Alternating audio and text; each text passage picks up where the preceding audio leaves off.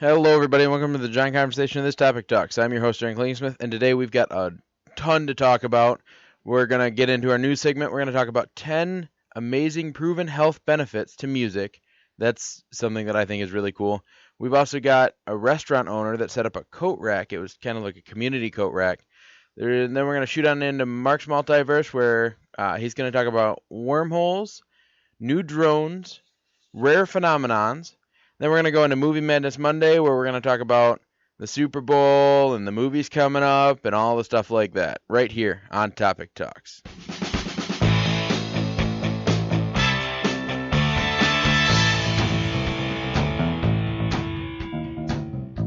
Welcome to Topic Talks, the show where you hear the topics you care about, local, national, and movie news, all in one place.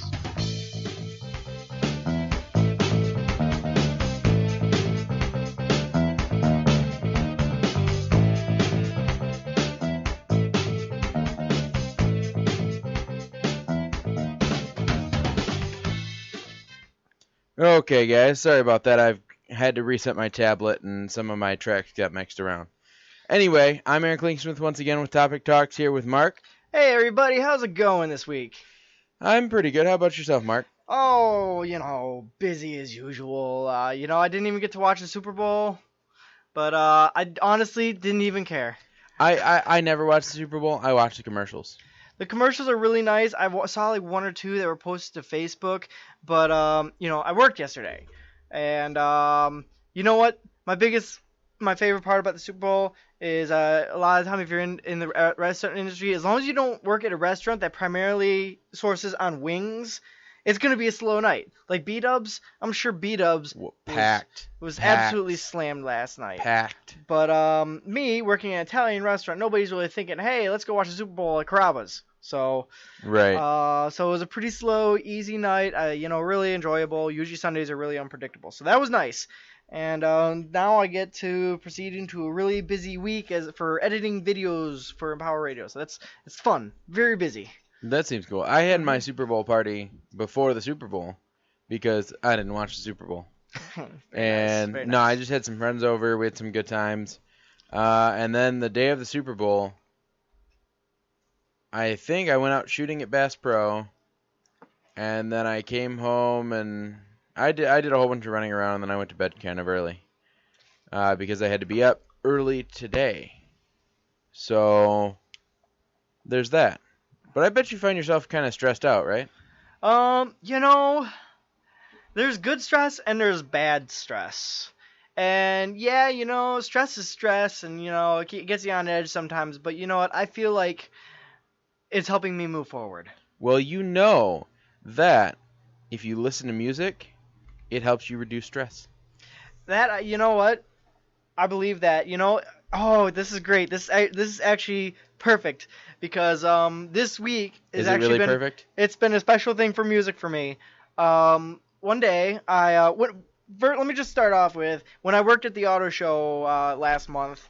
I worked this one panel, and at this panel they were giving away these free little Bluetooth speakers about small. Right. And it actually has really good sound quality for a little Bluetooth speaker, which is great. Right. And so one day this week, I don't know what made me want to do it, but I just brought my little speaker into work, and I linked it up to my phone, and I just started playing my music when I was on Dish. And let me just say, everyone's got their own taste in music, and I thought my taste in music was kind of meh because it's all over the place. But I'm playing all my different songs from different genres and all that at work. And, like every 2 or 3 minutes, I'd get somebody being like, Mark, I love your music. Oh, this is great. Oh, I love Fall Out Boy. Oh, I love Imagine Dragons. Oh, I love Linkin Park. Green Day. One of my coworkers was like, oh, wow, I'm actually surprised you listened to Green Day. They were, I like Green Day. Yeah, Green Day's cool. Awesome. But, I got some Black Sabbath on there. A whole smorgasbord of different stuff, a lot of little one-hit wonder bands, all that kind of stuff.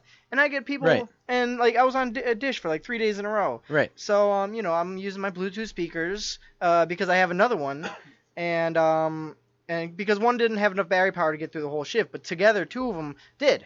And So what'd you do? Did you have two of them or something? I brought two of my Bluetooth speakers to work, played one until it died, and then used the other one, and that would last the rest of the shift.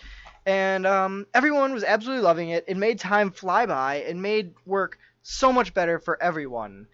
And Sunday, Super Bowl Sunday hit, and I was on the line, so I wasn't in back, so I couldn't play my music. And everybody's just like, "Oh, Mark, where's your music?" I'm like, "Oh, I'm not in Dish today." So everyone was sad because I wasn't playing my music. So now that when I'm ever on Dish, now I know to bring my music, and everybody will love it, and it'll help the day go by smoothly.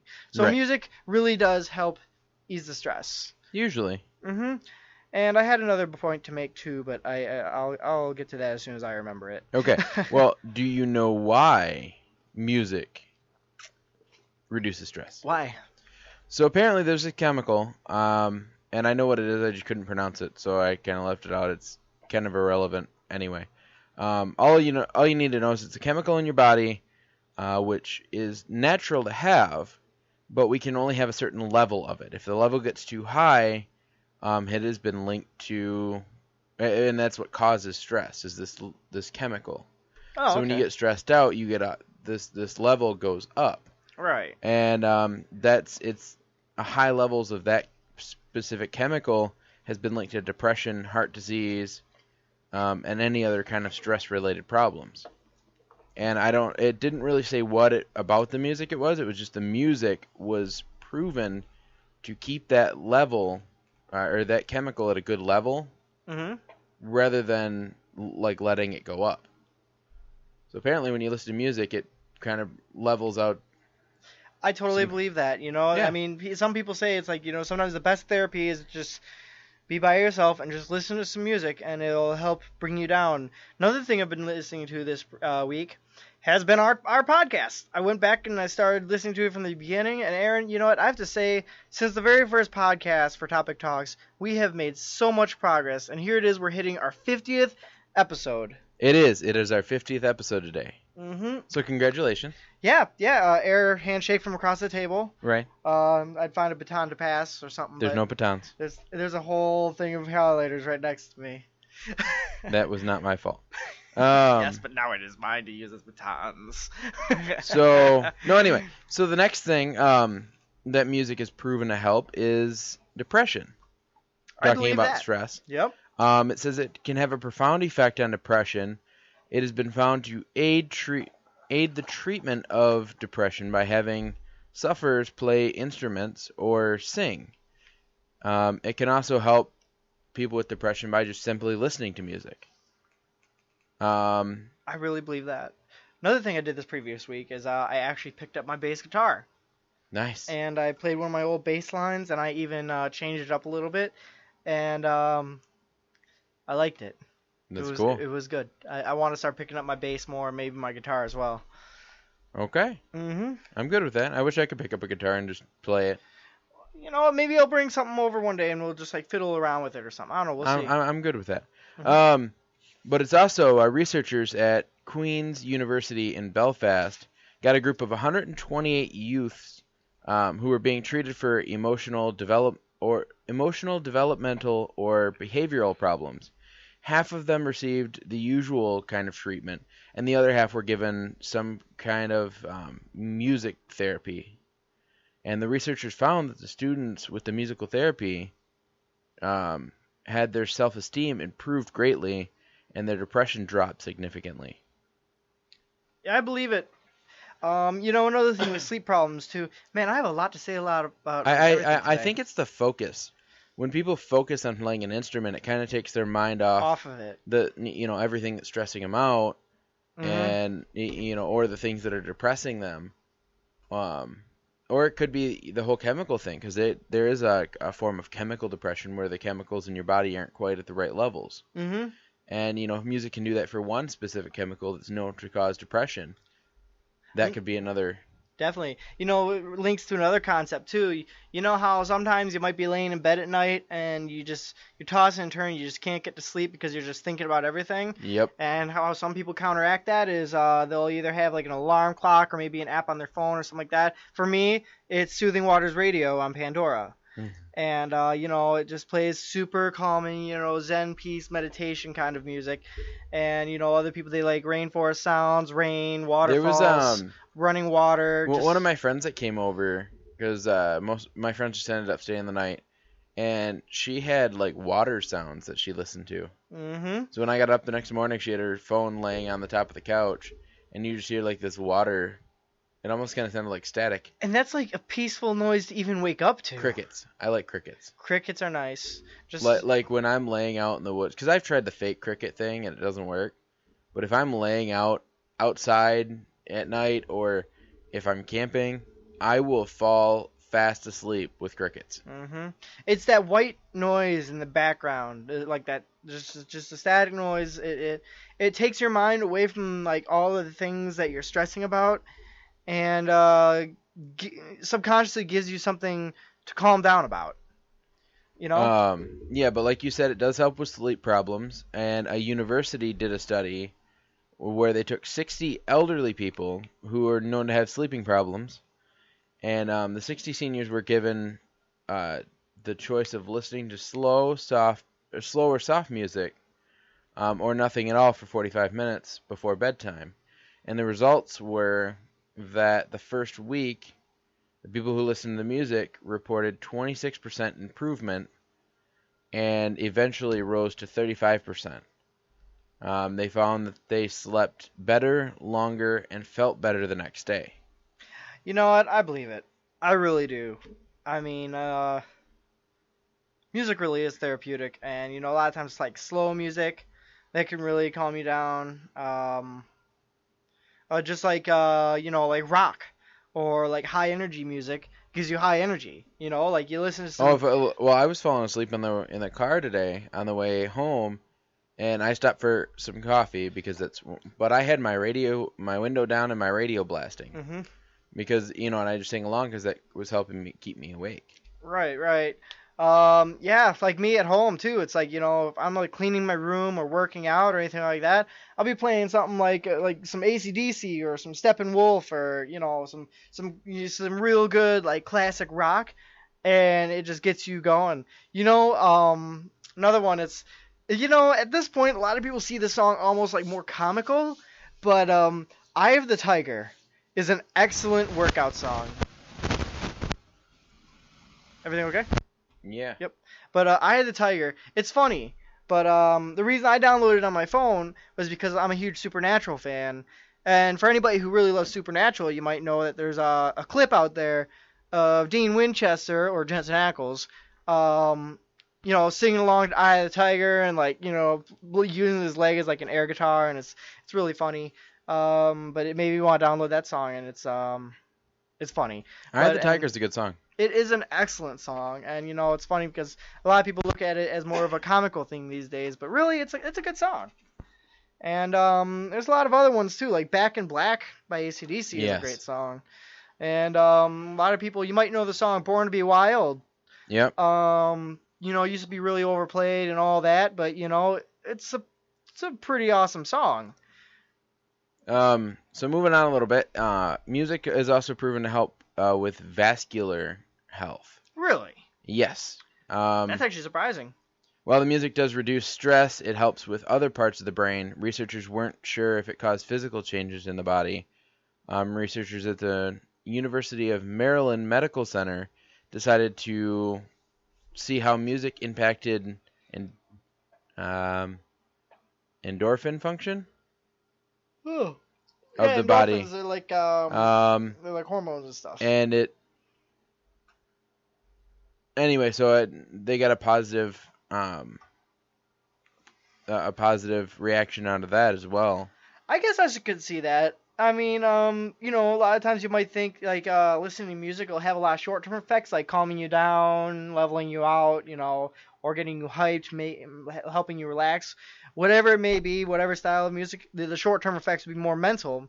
But I could see how like long-term effects could be more physical, just because of the mental changes from listening to music, like over a long-term period of time. I could see how that could affect the physical aspect of the body. Well, and it affects the physical aspect in this way too, because it is also known to help with diet and exercise.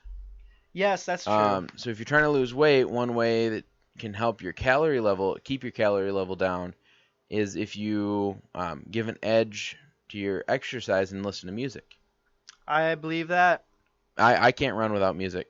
There's times, when you know how sometimes you'll be exercising and you're really pushing yourself. There's sometimes I'll be exercising and like a certain song will come on and it just gives you a boost like instantly. It's like, okay, it's this song. It's crunch time. It's got to push myself Well, back. So I have an app. 110%. I have an app on my phone. It's Nike Plus Running app.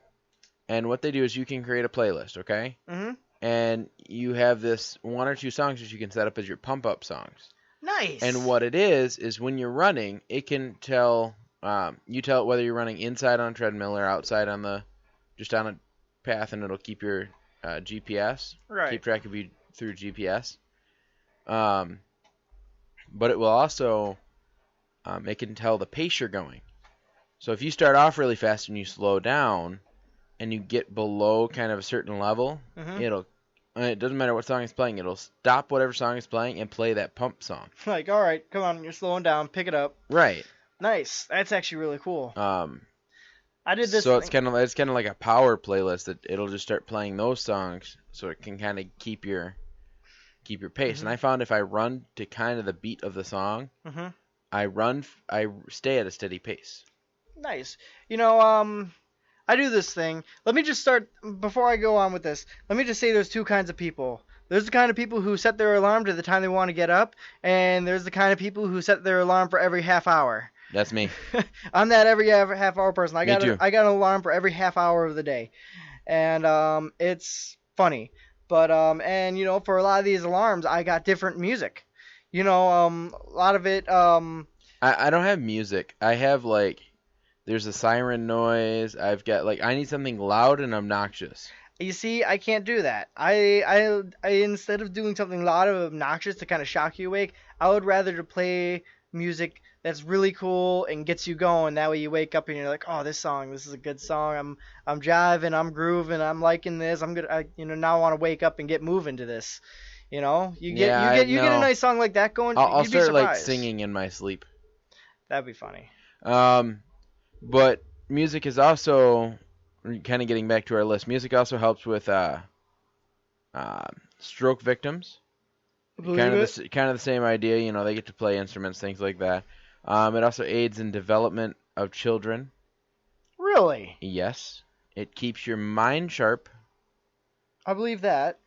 And it is a pain reducer. Really? Yes. Researchers at Pain Research Center at the University of Utah found that if people actually listen to music that they enjoy, they can reduce acute pain. This type of pain would be felt in situations like post-surgery or at the dentist. I suppose that makes sense. I mean, again, with short-term versus long-term effects and all that stuff, listening to music for an extended period of time could, do that. It makes sense, I suppose. Right. And then our final number 1 is it improves your immune system. Really now? Researchers at McGill University in Montreal, Canada, looked at 400 papers on music and neuroscience. And one of the things they found was that the music can help the body's immune system. They found the evidence that when people listen to music, their bodies have an increase in immunoglobulin. I'm very bad with medical terms. Wait, what was the word? It's immunoglobulin? Immunoglobulin? Kind of. This would be a good question for Jenna. She's studying the body extensively. And anyway, which is an antibody that plays an important role in your I'm trying to think of the word. In your immune system, and it's also a natural killer cell count. Really? Yes. Which good. are the cells that attack your germs and the bacteria that are invading. Which basically means that by listening to Taylor Swift, you could be improving your immune system, keeping your body healthy. I don't know about Taylor Swift. I wouldn't listen to Taylor Swift, but I could see stuff I could see stuff like that though. But I mean, I found this list and I found it very intriguing how many things, because You probably know this about me. Music is like a passion to me. I love my music. My music is kind of like determines my mood, or if I'm kind of I get those days where I'm not sure how I'm feeling, Mhm. and so I don't know really what I want to listen to either. Right, right. Like I will go from country to classic rock to 90s pop to one hit wonders to I would just kind of dance around until I find something that I'm like, okay. You see, my music, it ranges from, punk rock, classic rock, alternative rock. I got some electronica in there. I got some I even have some theme songs in there. Me too. I do theme music. Like I got the theme song for Futurama. I got the theme song for Pokemon. I got theme song for Legend of Zelda in there. I've got Full House, the Beverly Hillbillies, the Addams Family. Oh, nice. Yeah. Yeah, respect. I get kind of an older. But I got a plethora. I got a full range of music on my phone. But like I said, a lot of it ranges, into classic punk and alternative. I mean, I have some other stuff in there too as well, but that's a majority of it. Because a lot of time when I listen to music, it's I'm trying to get moving. Right. Yeah, but like I said, I found this list and I just found it very fascinating that music could help all these different things. I mean, especially like your immune system. That's not something I figured the stress and depression and things like that when it comes mentally, but I didn't know it would also affect you physically in those regards. Right, right. Yeah, like I said, I could see how music. I already know for a fact, like how it can affect you, like mentally. Like it can have an instantaneous change to you. Again, physically, I could see how that happens to music is. I just have to say, I think music is one of the most beautiful creations to ever, be created. Well put, Mark. Well put. I guess. But really, I think it's one of the most beautiful things mankind has ever conceived. And it's amazing. It really is. You know what else is amazing? What is amazing? There's a store owner who is, she runs this place called Taco Stop. Her name is Emily Flores. And so she's a restaurant owner, but she decided that she wanted to just pay it forward. She's got a successful business, makes a lot of money. And so what she decided she was going to do is set out a community coat rack. Really? And I'm talking like, she put out a coat rack full of coats, and it's you bring a coat, you take a coat. It's kind of like take a penny, leave a penny. Yeah, there's a similar concept to this too with coffee shops that I really like. It's like a pay forward for like coffee drinks to help like the homeless, like like a lot like what's the word for it? Pending. Have you ever heard of that, pending? No. Yeah, some coffee shops, I don't know where it's at, but there's a couple places like just around the globe where coffee shops they have this pending concept where you can pay forward for like somebody else's coffee who like can't afford it or I was gonna say there's then there's also the thing where like somebody will start it, they'll pay for the coffee for the person behind them. It's the same concept. And then that kind of starts a chain for a little while. It's kind of like the do a good deed, kind of thing. Right. Like, for example, it's like, you go into this coffee shop and you buy your coffee drink and then you pay for another one and they call it pending. And say a homeless man who, hasn't had anything to drink all day or whatever comes in, or, you can come in and ask and see if there's any pending coffees. And if there are, then they'll make it for him. And, it's the same general concept. Other people, pay forward or donate, give into this, and it helps those in need. Right. And it's a great concept. It's one of those things that helps us move forward as, like, as a race, helping us move forward and be better people. Right. I totally agree.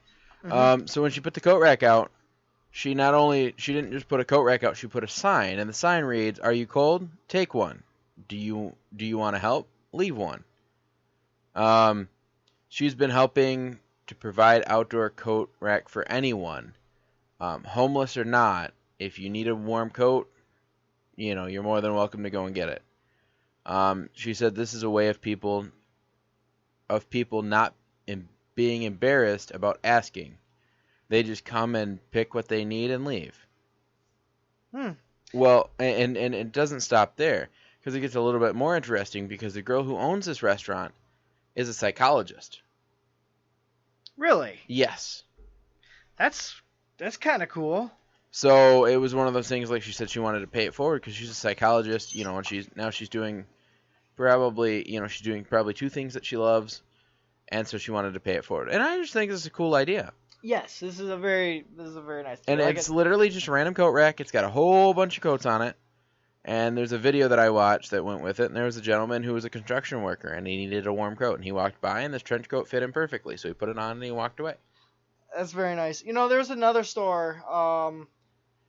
I think it's it wasn't a restaurant. It was a store somewhere, and they had something like this as well. And they posted a rack outside, and and they put a sign on it saying "Take a coat, leave a coat." Right. And it's for people. It's basically the same concept. If anyone has an extra coat they don't need anymore, they could hang it there. And if somebody else needs a coat and there's a coat on there that fits for them, they can take a coat.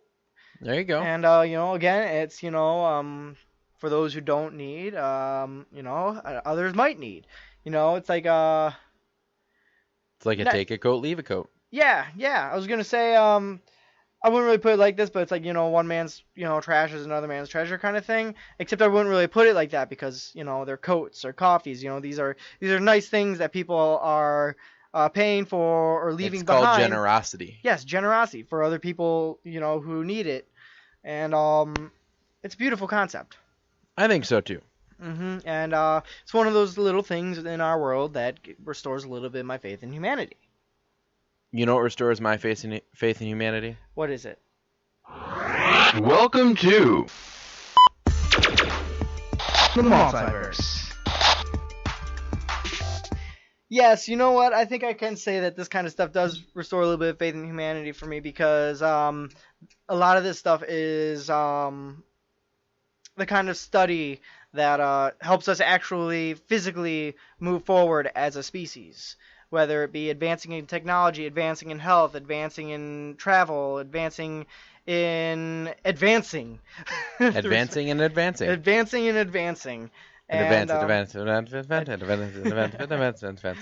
So yeah, so today. So today in March. Advance. So today in the multiverse, I got quite a bit for you guys today. One of these. It's more one of those kind of like a what-if concept, but it's something that every geek fantasizes about. And I'm going to talk about it for a little bit. Robot Girl? What? Is it a Robot Girl? It's not Robot Girl, you dirty man. You said what every geek dreams about. Oh. As the Big Bang Theory has taught us. True. Well, there's a lot of people. There are a lot of people who would take that in other directions. Yes. And I'm not one of them. Shame on you, Mark. You know what? Never mind. I'm not getting into You were the this one that went there. You know what? That was like one of the first things that comes into a lot of people's minds. Maybe they just want companionship. What? And you had to turn it dirty. They just want someone, or in this case, something, to love them. Yeah, to love them, or for them to love, quote unquote. Now you've got to make it dirty. Anyways, no, it's not Robot Girls. It's wormholes. The intergalactic shortcut. Hold up. I can know a lot of guys or a lot of geeks that would not be excited about wormholes. Wormholes are an awesome concept. Doctor Who, yes. Wormholes, me. Yeah. Okay. Me. Don't they even, emphasize, like, have a little bit of the concept to wormholes in Doctor Who? I don't think I've seen a wormhole. Really? We've seen black holes. Okay. Well, black holes are essentially same classification. Oh, okay. Anyways, a tunnel through space-time that allows intrepid travelers to hop from star to star system without ever coming close to the speed of light. Wormholes. The intergalactic shortcut. Wormholes are a workhorse of sci-fi interstellar civilization in books and on the screen because they solve the annoying problem of, well, if we stuck to known physics, 99.99999% of the story would be as fascinating as watching people sleep. Sorry. There's a couple songs that revolve around na na na na na na na na na. Because this is one by My Chemical Romance too. It's like, Na na na na na. Okay, all right. Enough with the na na na na na na. So, anyways, without. So the question is, but could we do it? Could we actually warp and bend space-time to make a convenient tunnel, making all of our galactic dreams come true? The concept of wormholes got its start when physicists Ludwig Flamm and later Albert Einstein and Nathan Rosen realized that black holes can be extended. When one goes about solving the fantastically complicated equations of general relativity, the machinery that predicts a black hole also predicts the phenomenon called a white hole. A white hole is pretty much... It's a blackhead. No. Oh. A white hole is pretty much what you think, whereas Oh. Whereas a black hole's event horizon marks a region of space that once you enter, you can't leave. It's impossible to enter a white hole's horizon, although anything already in there can escape. So you got a black... So it's a pimple. No, a white hole is basically the opposite of a black hole. You know how a black hole is basically a condensed form of mass? It literally with a sucks force of everything gravity, into it and crushes it so and nothing tight. can escape. Right. A white hole is the opposite concept. Except for Doctor Who. Where nothing can enter a white hole, but anything in a white hole can escape. It's basically basically like a push-pull concept. The black hole pulls and the white hole pushes. Who's dirty now? I'm sorry. You brought this upon yourself. Okay. Well, anyways, that same mathematical machinery delivers a bonus too. All black holes would be generally connected to white holes via their singularities, making a tunnel through space. Simple concept, right? I would think so. But while we have gobs of evidence for the existence of black holes, white holes appear to be a mathematical fiction. There's no known process in the universe that would actually form them, and even if they did pop into existence, their natural extreme instability would snuff them right out again. And the mechanism for making black holes, the class of massive stars, also automatically prevents the formation of a symbiotic white hole. And even if they did form, the extreme gravity of the mutual singularities would cause the wormhole's tunnel to immediately stretch and snap much more quickly than anything could cross it. But that doesn't stop anybody from playing the fun game of what if. What if white holes could naturally form or be constructed? What if we could stabilize them? What if we could catch a white hole's singularity to a black hole and then make a wormhole? What if? You get it. Well, for one thing, the traveling down such a wormhole would really, really suck. Literally, the entrance of the wormhole, the throat, sits inside the event horizon of a black hole, which, as we all know, has an immense force of gravity that crushes everything and sucks it all in and condenses it. The very definition of an event horizon, their very cosmique raison d'etre, is that once you enter them, you don't get to come out. No way, no how. It doesn't matter if there's a wormhole tunnel inside it. You don't get to leave. Inside a black hole event horizon, you have only one destination, Singularity Town, the place of infinite density and soul-crushing gravitational forces. So let's say you enter a wormhole. You can watch light from the other patch of the universe filter in from the opposite side. If someone else jumps in, you can meet them and have a beer together. And you can I like beer. And you can die miserably as you careen into a singularity. Beer is good. Beer is good. I want a beer. Is there any way to make a working, even fun wormhole instead of terrifying portal to inevitable destruction? Well, to construct a traversable wormhole, you need to overcome two important obstacles. First, the entrance of the wormhole has to actually sit outside the event horizon. That would allow you to enter the wormhole and blast through it to your faraway destination without seeing a singular encounter. Second, the tunnel itself has to be stable and strong. It has to withstand the extreme gravity of the singularities and resist tearing apart when something flies down its length. There is indeed a material that solves both problems as well, but that material has a problem all on its own. It has negative mass. A ring of negative mass material could be used to construct a fully functional and useful wormhole. Since the exotic nature of negative mass warps space-time in a unique way, it inflates the entrance to the wormhole outside the boundary of the event horizon and stabilizes the throat of the wormhole against instabilities. It's not an intuitive result, but the math checks out. So imagine expanding a black hole's core to beyond its gravitational force where you could enter. It's basically like,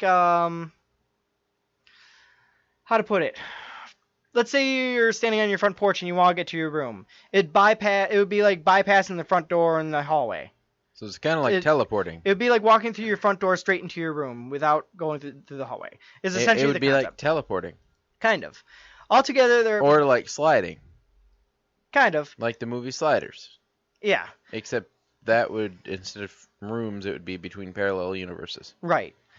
Either way, though, there are just too many things working against it. Working wormholes would violate so many aspects about known and extremely well-tested physics that it's better to just work on other problems. The tools of science are harsh but fair judges. If an idea doesn't work, it simply doesn't work. There are many varied and beautiful mysteries in our universe, and we certainly haven't unlocked all of the inner workings of the cosmos, but unfortunately, wormholes probably aren't one of them. Which kind of saddens me, because I kind of think that, it's a cool concept. But then again, you also have to think of the different concepts. Yeah, you have the theory of wormholes and black holes and connecting the two to different spaces in the universe. And then there's also the concept of warp, or light speed, or what's it called? Oh, I forget the word of it. But, it's essential similar concepts where it would be like... Oh, man. I'm blanking on it. But basically, the concept of warp or light speed are all different concepts compared to a wormhole aspect. Right. So it's, it's like comparing lemons to apples. Right. They're just two completely different things. Yes. But overall, even if this isn't a possibility in our universe, there's still plenty of other possibilities for traversing a large amount of distance in a short amount of time. Right. Like I said, like there's the whole warp concept, which we're constantly ever moving more towards this goal. Like I said, they're currently working on prototype, blueprint designs for such a ship that could essentially do that. Like warp is like the concept of, say you have a map of the United States and you're in Michigan, but you want to get to California, but you want to avoid this 24-hour drive or whatever distance it is. It would be the same concept of taking the map and folding it over multiple times so that instead of looking across the map from Michigan to California, it would appear as Michigan is right next to California, and you literally just jump over the fold and you're in California. It's the same concept, or warp is the same concept. Does that make sense? Yes. So either way, there's still hope for that. We'll see how it goes, but for the time being, we'll just start focusing on some of our other technologies, like a new drone design that is inspired by bats, which I'm about to talk about. Inspired by bats. It is a new drone design that is inspired by bats. Are these the same kind of drones that Lady Gaga used in her halftime show? I didn't see the halftime show. I didn't watch the Super Bowl. Me either, but I heard she had drones in there. Oh, that's kind of cool. And she jumped off the edge of the top of the arena.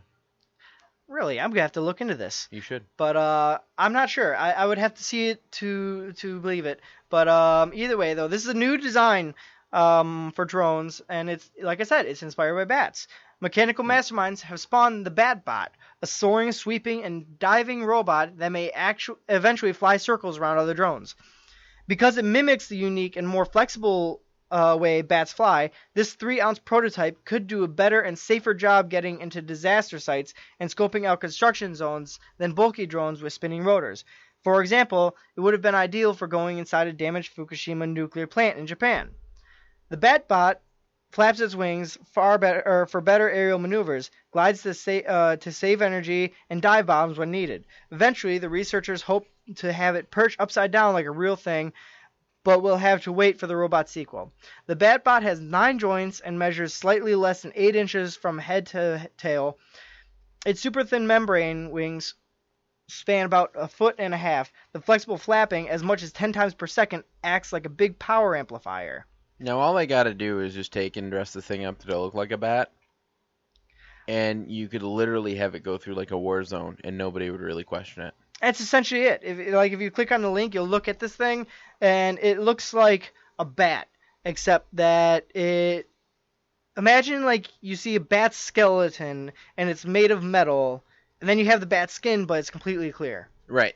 So it looks kind of like a transparent bat.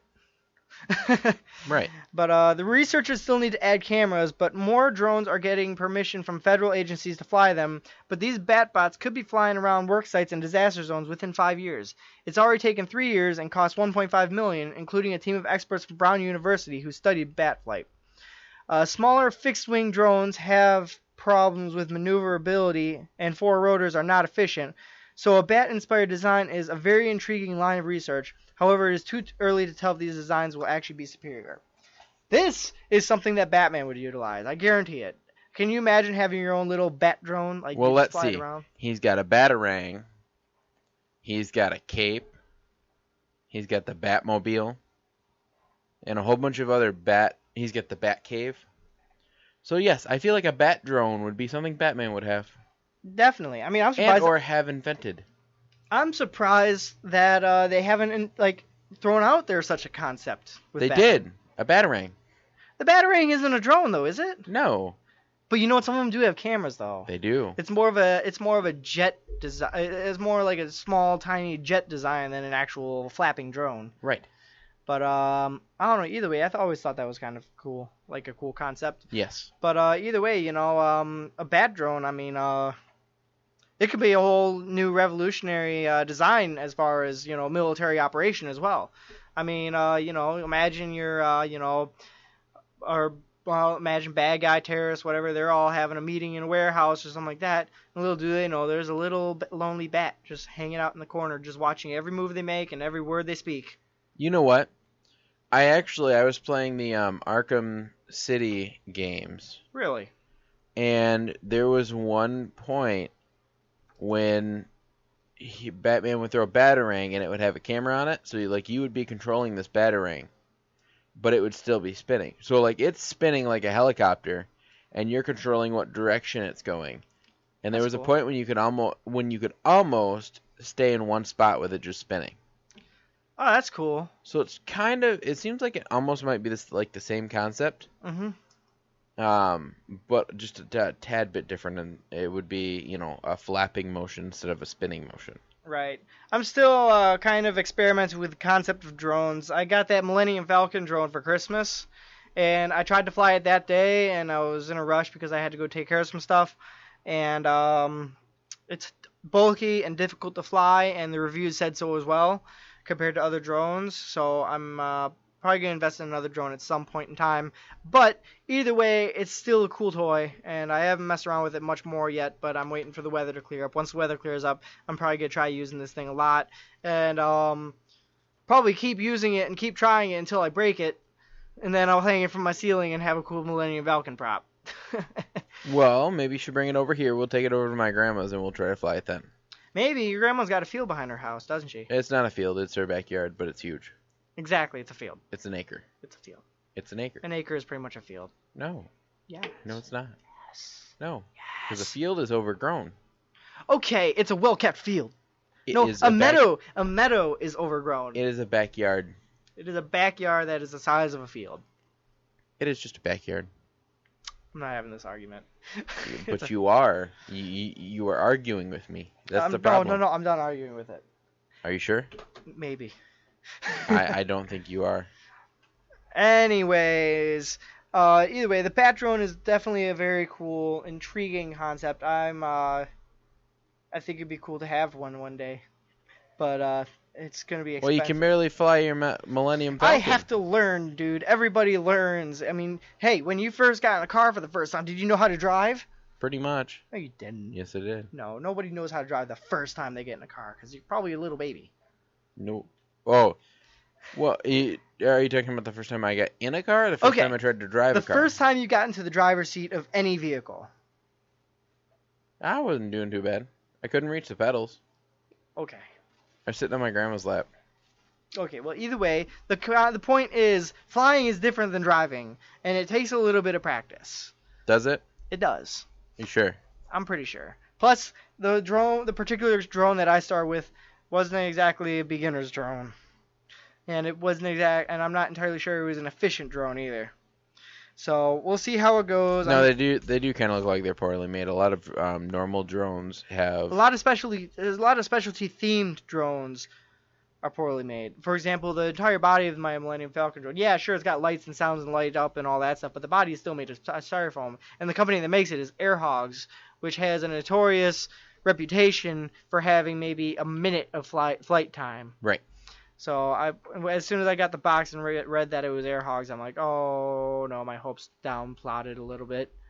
So I don't know. We'll see how it goes. I'm gonna practice it some more and learn about it. In the meantime, I'll fantasize about the day I own a bat drone, which will probably be never. Well, what I was trying to say was, a lot of drones, they have the 4 propellers. Mm-hmm. That's what the drone. That's what my Millennium Falcon has. Does it? I thought it only had one right in the middle. No.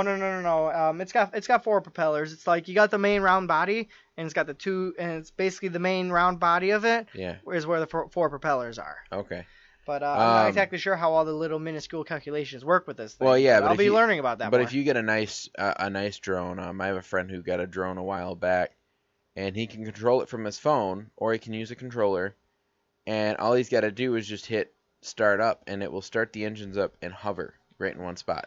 Nice. That's kind of what my Millennium Falcon kind of somewhat does, except that it likes to drift because it's heavy. My brother Daniel actually just got. I almost brought him with me today, but just time wouldn't allow. But he just got this cool little thing. It's like an artificial intelligence kind of deal, and it's a little robot. His name is Cosmo. He processes things on his own. He comes with these cubes, and he'll play with the cubes. Right. And he's not really self-aware, but he knows his name. He knows he knows his name is Cosmo. He has facial recognition technology installed. So like literally you could install. So if you walk by, it'll be like, "You suck, Mark." No. Bye, Mark. It's more like if you get down in front of it, it'll look at your face and scan and analyze your face, put your face to the name in its memory, and then it'll say your name in a cute little robot voice. It'll be like, Mark. It's early, dude. It's a toy. Okay, you can't expect it to. You are too excited about this. You can't expect it to have a full-blown conversation with you. I feel like I could. No. I feel like in this day and age, I can expect a drone or a little robot to hold a conversation with me. Give it about 5 more years. Why 5? It should be now. Oh my god. We don't even have the flying cars yet. There's a lot of stuff. It's still prototypical kind of stuff. It's a lot of this stuff is still in its basic concept, and it's up to us. Well, not up to us, but it's up to us as a race to slowly move it forward and advance it at a pace where it can become more advanced without becoming that fearful self-aware that everybody's so godly afraid of. Right. So either way, baby steps, Aaron. Baby steps. This thing is just new on the market. And it is taking baby steps. And in about 5 years, it'll be where you want it to be now. You know what else takes baby steps? What? Baby Groot. Baby Groot. Oh my god. That trailer for the Super Bowl. Save it for? Yeah, we'll save it. But, Baby Groot. Oh, it's adorable. I just saw this thing earlier. It was Stanley's Facebook page. And, it showed, like, the original comic, or one of the original comics Groot was in, but it didn't look like Groot in the Guardians of the Galaxy. It looked like a giant tree. Right. Like a giant tree man, and it looked like he was destroying a city Godzilla style, and I'm like, right. Oh, well, I guess Groot wasn't always a good guy or whatever. And he was saying more than "I am Groot," but it was still simple stuff like, "Oh, behold my power," and all that stuff, blah, blah, blah, blah, blah, blah, I am Groot. But, so, I mean, it was kind of cool, I guess. I am Groot. Exactly.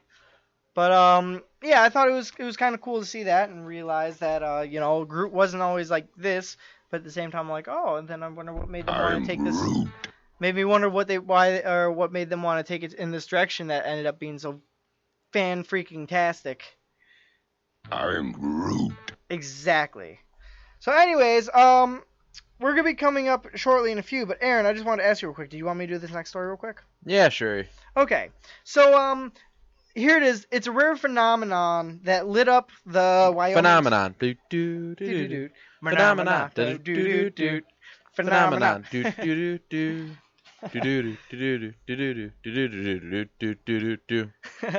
So basically, this guy, David Bell, was watching the snowfall from his window on a crisp 4-degree winter night when he spotted a rainbow-colored lights peeking out of the fog.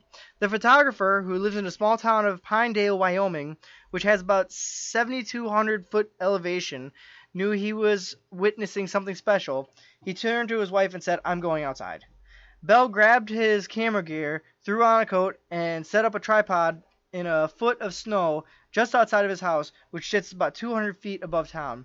He focused his camera on the sky, and as the snow stopped, the colors became crystal clear. The glowing lights shot up like pillars in the night sky.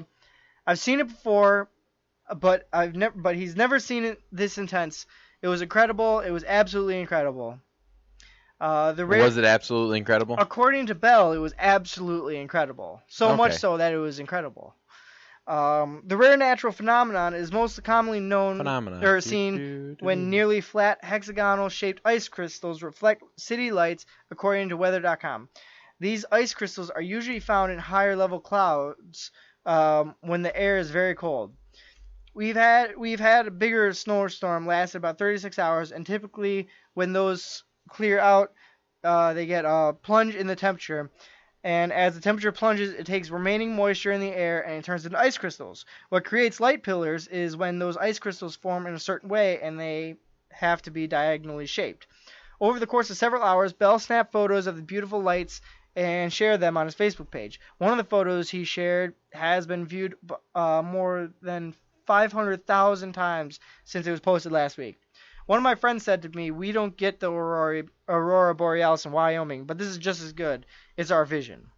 So, really, honestly, like, this is one of those things that's on my bucket list. To see, Aurora Borealis or this phenomenon or... Phenomena. But, really, it's a really amazing concept. And it just shows us the beauty of nature. And really, I mean, I've experienced some natural beauties before.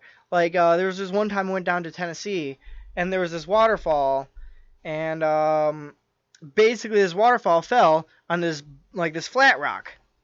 And that expanded for like 10, 20 feet at least. And then the flat rock went down to another layer of flat rock. And that went on for like another 10 or 20 feet. And then that flat rock poured the water right into this... not a pond area, but this body of water that shallowed out into a river. And I have pictures on Facebook. I'll show them to you later, Aaron. Right. But it really was an amazing experience. We got to climb up behind this waterfall and look down like 20 or 30 feet and see the people down below swimming in this little water area. And we weren't the only other people there. There were some other people who stumbled upon this with us. And we went there as a family, and it was was it a cool phenomenon? It was a cool phenomenon. It was a once or twice in a lifetime experience. It really was. And twice in a lifetime? Once or twice in a lifetime. Because this one, unlike this phenomenon. This was an actual physical place that's there all the time. The question is getting to it. Oh, okay. Or the matter is getting to it. Right. But either way, it's amazing what types of treasures nature beholds for us. And what's amazing? What is amazing? Not that one.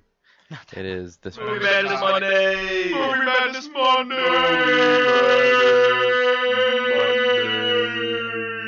Okay, and to answer my own question earlier, you know what's amazing? What? How dumb people are. Yes, let's hear it. Okay, I'm going on a rant. You ready, guys? Let's hear it. Okay, so last week we talked about how there was the movie A Dog's Purpose, and there was a video, a very, very, very, very poor video. We talked about this on the show a week or two ago. Of a trainer, I think it was last week, of a trainer who was supposedly, I don't want to use the word abusing, but I will, abusing an animal who's in the movie because he was trying to introduce him to the water. Now, here's my problem. One, the movie was, or the clip was cut together, so you have a picture, or you have a clip of a trainer, and you can tell he's clearly introducing this dog to the water. He touches his feet, he lifts him down, and touches his feet and then picks him back up. Mm-hmm. And then puts him back down and puts his butt in the water and then picks him back up. Okay? Now, what you don't see, and here's my problem, because they literally took a video that could have been a 20-minute video because that dog had done that stunt before. Right. On the other side of the pool, perfectly fine. Mm-hmm. They wanted to try to get a different angle, so they moved him to the other side of the pool. That's when he was having some trouble. The dog was having some trouble. They tried to introduce him to the water. When it was apparent he wasn't going to do it, they moved back to where they were. He did the stunt, and all was good. Okay? There's essentially, you want me to do it like this, and now you want me to do it like this, and I'm not used to it like this, so just take me back to the way I was doing it before. So now, all you see in this in the first half of the clip is this trainer introducing this dog to the water, okay? Which is not abuse by any means, okay? Right. Then the next thing you see is kind of just a couple people sitting in water, and you kind of see like a head of something. You really can't tell what it is. And you see it kind of looks like something happens, and they all go rushing towards whatever is in the water, okay? Mm-hmm. So now the assumption's made that it's the dog that got forced into the water, and something went wrong. Now, there was divers underneath the water, and there were people on top of the water, okay? But there were people protesting, like PETA. PETA had everybody protesting this movie. Now, in an investigation, it was found that the video was mischaracterized, or it mischaracterized what happened. Looking back, like the video was like just so simply edited. And you were freaking out about it too. Yeah, I know. Like, it was skepticism. This is the thing that bothers me, is people see a video. Because, one, you got to look at the source. It was TMZ. Right, TMZ is notorious for making stuff look bad. Right. And two, you've got to look at how poorly it was edited, because there was actually a black spot, if you paid attention, in the middle of the two clips. It was somebody who literally just threw one clip in there, cut off what they didn't want people to see. Beginner's work. Pretty much. Like, literally, like... I could do better work than that. Less than 2 months into school, I did better audio work with today than that guy did with that video. Mm-hmm. Now, okay, so they did an investigation, and the organization ensures the animals' safety in movies. And it is declared that the controversial video appearing to show a German Shepherd being forced into the water, into the churning water, because they had outboard motors to make it look like a river. So the churning water during the making of it's a dog's purpose, is mischaracterized in the event of the set. According to an independent third-party investigation, the report's findings confirm that no animals were harmed in those scenes, and numerous preventive safety measures were in place. Like I said before, they had divers underneath the water in case something happened to the dog. Okay? Mm-hmm. Now, that's not all. The organization also found out that the motivation for whoever released the video and the decisions by the individual or individuals who captured and deliberately edited the footage and then waited longer than 15 months. So they filmed this 15 months ago and just now released it to TMZ. Okay? That's another problem that I have. Sketch. You're right. Mm-hmm. So it was released and it was manipulated only days before the movie premiered. Yeah. So it's kind of like that raised serious ethical questions of maybe a motive. The filmmakers behind A Dog Purpose came under criticism last month when the TMZ published a video in Watch a Dog when you watch the dog named Hercules, and you see him clawing at the edge of the pool, trying to get away from the trainer, attempt to force him into rolling water. Off camera, a voice you can hear chuckling and the dog's resistance and saying, "You just gotta throw him in." Which was obviously some idiot just joking around. And that's the same guy who took the video. And you know what? Probably the same guy who edited it. I bet you I can bet the motivation behind this too. I bet you here it is, post-production, like they got most of the work done. And I bet you the director or whoever was in charge of the movie did something to pardon my French, Well, piss off this guy. right. And he's just like, oh, well, if you want to be like that, then, I'll go out and I'll F things up for you. I'll make this crappily edited video and turn it into TMZ and give you a load of crap. Well, and then here's really what made me mad, okay? So not only was this controversial, okay, which it shouldn't have been, PETA jumped on it as quick as they did, and they called for a boycott of the film, which caused, ultimately, the premiere to be canceled, which I think is dumb. You have all these actors and actresses and, grips and camera operators and all these other that have worked very hard on this film. And I made this point last week. They worked very hard on this film. And their one moment of shining, where they could shine, where they, go to the premiere of this movie, was canceled because PETA, who is an organization that probably needs to take a step back and reevaluate some things. Right. They jumped on it so quick that they didn't even know what was going on. Mm-hmm. They should have investigated, or they should have waited until an investigation was done before they did anything. Right. It's like it's like the shoot first, ask questions later concept, Well, and so PETA jumped on this, and that was canceled. Now, during the investigation, they found an eyewitness who reports that the video was deliberately edited for the purpose of misleading the public and stoking outrage. Makes sense. In fact, in 2 scenes shown in the edited video were filmed at different times, like we said. I said. That's true. You're the one that presented the idea. I presented the idea because you were still like, I don't know if I'm going to see it. I was iffy on it. And, and the dog was, treated with gentle care. He was, there was attentiveness and great respect when they were taking care of him. Mm-hmm. They offered several examples. They released, also a note for a veterinary checkup last week confirming the dog is okay. Okay? Now, despite that, all that negative publicity, the movie still did really good. It made $18.4 million in its opening weekend. And called for a grade A performance. It did. Now, because I was looking at the same article, and if you read, it also said that because somewhere else, because one of the clips that they threw together later had the actual clip from the movie. Now, they said that the clip of that dog jumping into the water ended up being a CGI. It wasn't even a real dog.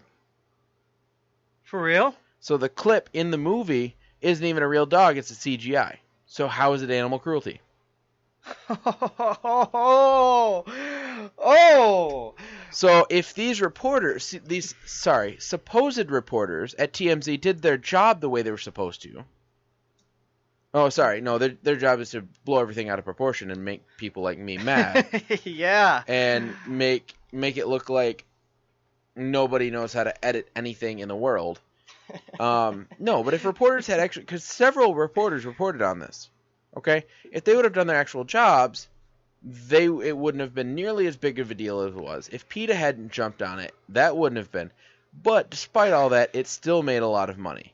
Now, with that controversy, it made $18.4 million. Could you imagine what it made if it didn't have that controversy? It probably would have booked somewhere around 24 or 25 in my mind. But man. Even my girlfriend, who is an avid dog lover, I have a German Shepherd. My girlfriend and I have a German Shepherd together.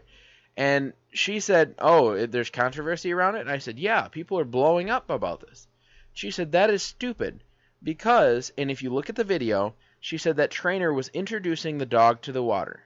Mm-hmm. They were kind of trying to introduce him to a new concept of coming from this side. And that's how you train a dog. Right, introducing them to new concepts and letting them get used to it. Right, and yes, the guy who was filming was wrong to say, oh, you just throw him in. No, you don't just throw him in. That would be animal cruelty. Yeah. But he was introducing him, he got his paws wet and then lifted him back up and and I made the point that if that dog did not want to get in that water. He wouldn't have gotten in the water. He wouldn't have gotten in the water. Yeah. Because knowing from personal experience, and I only have control of him because I've had mine since he was a puppy. He knows who the boss is, and he doesn't dare. And there are a couple times he snaps at me. Right. And I show him who's boss. Mm-hmm. But if he really wanted to hurt me, that's not his goal. He just has attitude sometimes. If he really Right. wanted to hurt me, he could seriously injure me. Oh yeah, it's the same story with my dog too. Like if like he's on the bed, and I want him to move, and he doesn't want to move, well, there's gonna be a predicament because he's not gonna. If he doesn't want to move, he's not gonna move. And my dog, he's like a horse. Like he's probably like 100 pounds plus, and he's like a black lab and rock. He's huge. And like I said, if he doesn't want to do something, then it's basically gonna become a hassle. It's gonna be a chore to make him do it, whether it be go outside or go inside or get off the bed or move on the bed or whatever. If he wants to resist, oh, he's going to resist. Right. And in this same scenario, it's like a full-grown German Shepherd is a powerful beast. Mine's not even fully grown. He's 70 pounds and he's a beast. Mm-hmm. He's very strong. He's very smart. And sometimes he outthinks me. That's funny. He is smarter than his own good. And German Shepherds are very smart dogs. But Same story with Huskies. This just irritated me to my core because nobody used that mushy pink brain that's supposed to be in between their ears. Mm-hmm. You may as well be walking around going, no, because it's, when I saw the footage, okay, I was looking, because here's what I heard about it before I even watched the video. I heard it was about a trainer shoving a dog into water. Mm-hmm. And so when I started looking up the videos, I'm like, where's this video? Because all I saw was, and what I saw was the actual video, but I didn't see a dog being shoved into the water. Right. Now, that's the first thing I looked at, okay? Once I figured out what the video was. I looked at how he was handling the dog. Mm-hmm. 2, I looked at how crappy that video was cut together, okay? Because I brought in this example last week, okay? Say you've got a video clip of an old lady, and she walks across the street, then you see somebody mug her, and then you see a cop run up, okay? Mm-hmm. Now, I could take that, cut it up to where you see an old lady running across the street, she gets mugged, and she lays there on the ground for 5 minutes, Right. and end the video. And people would say, oh, the cop, where were the cops at? Right. But what you don't know is that I cut off the section where it showed the cop coming up, getting the lady some help, getting her in an ambulance, and she would be fine. Now, this is a that was a hypothetical example. That wasn't actually a thing. But when it comes to editing, you can't always believe what you see. You need to look at, is there a very obvious cut? Right. Jump cuts. How much are you seeing of it? Mm-hmm. How much of the footage is real? Like, okay, so today is a great example. One of my jobs when I work at the radio station is to record when they're talking, and we cut that up and turn it into a podcast. We post it online. Well, I forgot to keep an eye on the program that they run to tell us what they're doing, because they put a music bed in underneath their talking. Right. And I forgot to look for that music bed, so I didn't quite catch the full recording. Mm-hmm. And they were talking about how one of the famous football players, I'm trying to remember what his name was, lost his jersey. Right. And I didn't get the guy's name when he said it in the beginning. So what I did is I cut off a point to where he's talking about it, and then I took a part where he said the guy said his name later when they were talking. I cut that chunk out, put it in front of the other one, put a little bit of silence in between it, and it sounded like he said the name and then whatever else he said. Right. When in reality, he never said it in that order. It's just like with, actual filmmaking too. You got some high quality editors working on stuff. And even then, if you watch a film and you see two people having a conversation, and you see the screen, it jumps from one person talking, and then the screen changes, and then there's another person talking. You want to know the truth behind that? The honest truth is those two people, recording those lines for that conversation, they're not talking to each other. Each of their sides of the conversation could have been filmed months apart. Yes. In totally different locations, totally different times. Anything. And they didn't even have to be in the same room. Exactly. These two people having this conversation in this movie, there is a possibility that they could have never met. Well, because if you go and watch behind the scenes on videos on YouTube, you will literally, like, animated films is a great example, okay? Mm-hmm. Because you have all these characters having dialogue. They're not actually having dialogue. No, it's people If in you- a soundproof room talking into a microphone, and Well, it's not nobody even- else is there. It's not even just that, because sometimes they have the director there. Oh, yeah. And the director will read one half of, like, the other person's lines, Mm-hmm. so the person who's recording it can get them right. Right. Or they may have, like, if you hear grunting or little noises here or there, that could have been filmed 60 different times. months later. Yeah. Like, I was watching a video with Tom Hanks, and he was talking to Ellen DeGeneres, and they were talking about how doing voice work was kind of exhausting. Yeah. Because you go into a room, and you're in there for hours and hours and hours on end doing your lines. And you may never see the other person that you're supposed to be talking to. Right. Now, in the Toy Stories, they did sometimes, like, Tim Allen and Tom Hanks would be in the same room together at some points, and they might actually have dialogue.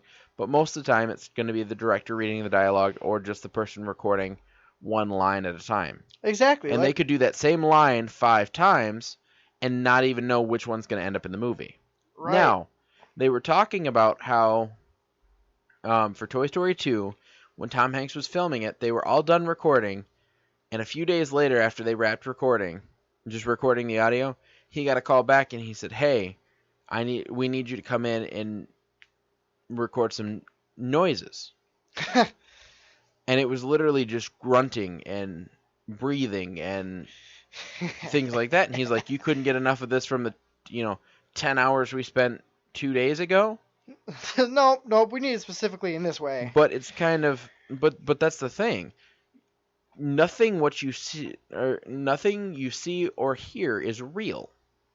It is literally a piece of artwork Mhm. that a lot of people have worked on. You've got the actors and actresses in an animation, for instance. You've got the voice actors who are doing all their lines. They spend all the time doing that. You've got the animators who are animating the different characters and what they look like.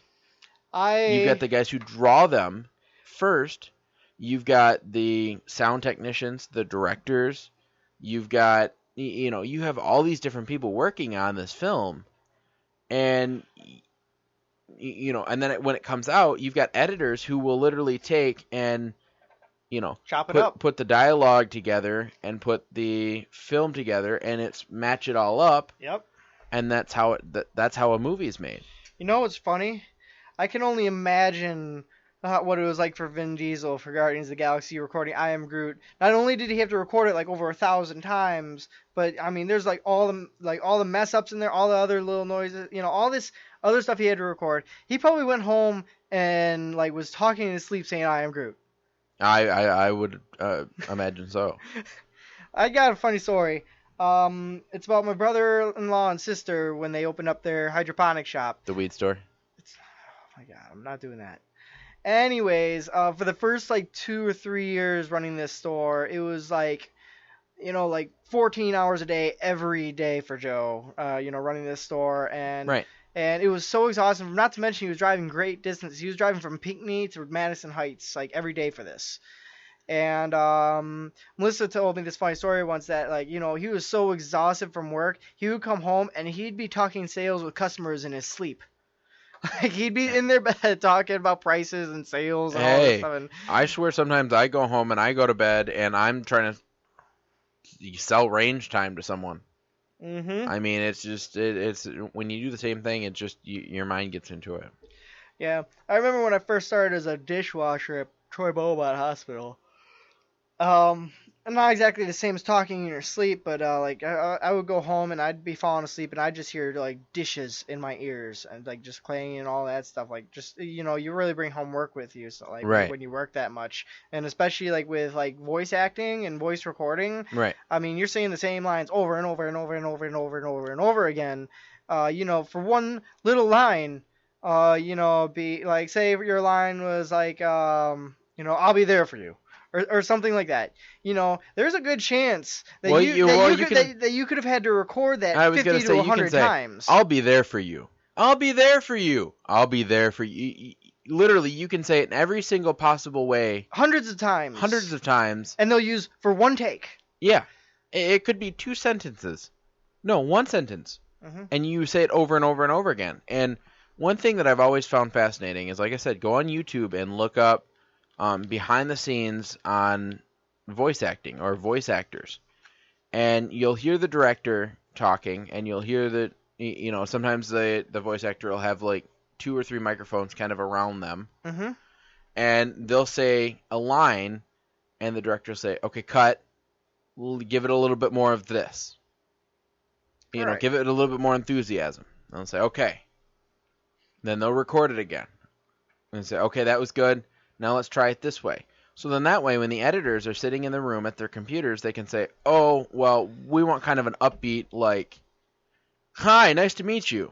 Not a, hi, nice to meet you.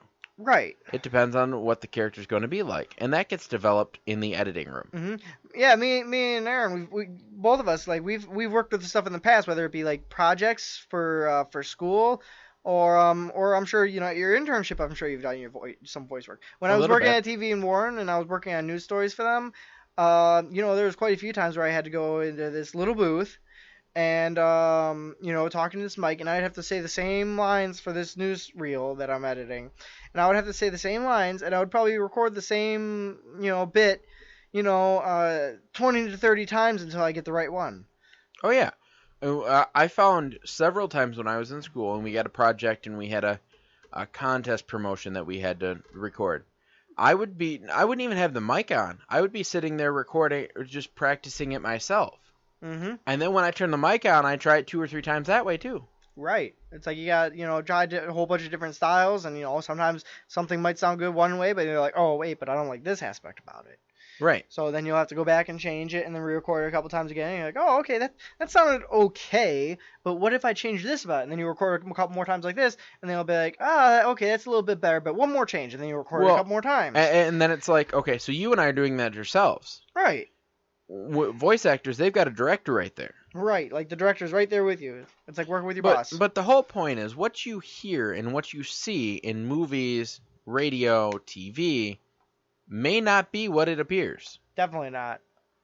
You've got there's a lot of things that are kind of, I don't want to say mystifying, but they a little bit are, unless you know what's going on. It's mind-boggling. It is mind-boggling. Mind-boggling. Like when they do a commercial for, like a commercial for something, and say you've got a talk show and you've got the two of the people on the talk show talking back and forth. Mm-hmm. Now sometimes that's scripted. Yeah. Other times they've just got certain points that they have to hit. Right. Like they want you to mention the price, how comfortable it is, a sleep number setting, or something like that. Or you could say Taco Bell. Right. They want you to mention, that you went to Taco Bell, and it's like sponsoring. Right. It's your or branding. There we go. But branding's a better word for it. Other times, it's pre-recorded. Mm-hmm. So like, one person could have said their lines into a microphone, got them the way we wanted to. The other person would have went in and recorded their lines, and then you have someone who literally just puts them together, and it sounds like they're having this dialogue that they're not. Right. So it's really, really, really interesting because nothing is as it seems. No, really, it's not. Anytime you watch any video anywhere, there's a good chance that there was some editing done, and it's contorted from the original footage filmed. Well, or recorded. And here's the funny part, okay? So we know all about this because this is what we've went into. Yeah. Even before I started doing the radio and TV thing, I would have looked at this video that they said was dog abuse, and I would have said this is a bunch of bull. Right. There's no story here. People are blowing things out of proportion. Mm-hmm. They need to stop. And I'm a dog lover. I've got between my girlfriend and I, we've got 2 Yorkies, a German Shepherd, and then my girlfriend has a cat. We are complete animal lovers. That's how me and my girlfriend are too. We looked at that video and we both pretty much had the same reaction. And mind you, we watched it separately. We developed our own opinions, and we pretty much came to the same conclusion by ourselves That that it was BS. It was a bunch of bull, because it was not a very well edited video, and you could tell that there was something before the beginning of the video is not the beginning of the video. Yeah, definitely not. There was definitely more to it. So, and like I said, they're even like one of the clips that they used, because there was 3 clips. One of them was the actual footage of the dog jumping into the water, which it was said that was not actually a dog, that was CGI. Mm-hmm. I don't know if I believe that. I believe that they took the dog and he jumped into the water, and he swam a little bit. Right. And maybe he pulled, a floating green looking thing out, so it looked like a little boy. Right. Yeah, I mean, there's even with the green screen technology and all that, and sometimes even without it, there's people who can work their editing magic that well, and the person who did this video was not a very good editor. No, first of all, the jump cut alone was just awful. Well, and you can tell that they were trying to do something because of the time that it was released, because it was filmed so long ago. Mm-hmm. And it's just now getting released. You can tell it's somebody like most people probably don't even remember that day. Right. The director's probably like, well, he might have been like, oh yeah, that was kind of a bad day. We ended up giving Hercules a break, because I heard they broke for the day. Mm-hmm. After that, like, they tried the stunt one more time. Back at the original spot, he did it, and they broke, and they gave him a break for the day. Right. And they wrapped it up, and it's just, it's irritating. Yeah. It's very irritating. Yeah, it is. I mean, that's something that we gotta keep in mind, folks. That when it comes to stories like this, you have to think about behind the scenes a little bit. I mean, like, part of movie making as a whole is there's so much that happens behind the scenes that we don't even realize what happens behind the scenes. And I mean, unless you know what to look for, you won't know what happened. Exactly. And sometimes there's good stuff, and sometimes there's bad stuff, and sometimes there's whatever stuff that people are gonna try and blow out of proportion like this. Right.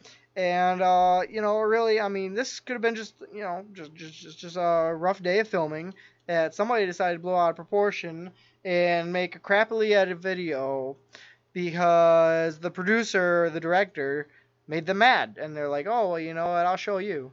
And that's what it seemed like. And this movie, I feel, did suffer a little bit because of that. Yeah, they probably lost a couple million just because of that, because there was a lot of people who decided that, they don't want to go see the movie about this.